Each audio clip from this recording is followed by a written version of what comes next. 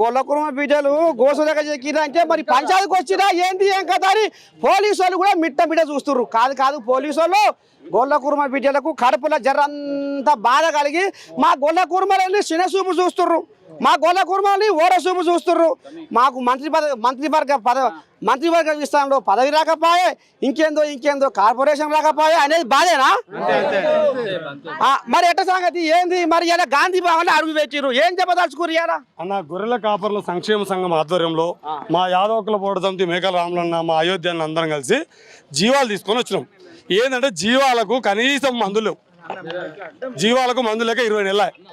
వాటి కోసం ఏమంటున్నారంటే మీరు చక్కగా అడుగుతలేనట్టున్నారు, మేము అడుగుతాం మమ్మల్ని కూడా తోలుకపోరు అన్నది. అందుకని వాటిని కూడా తోలుకొని వచ్చినాం. వాడికి వైద్యంతో పాటు ఇన్సూరెన్స్ ఇవ్వమని మేము కొత్తగా అడుగుతలేము.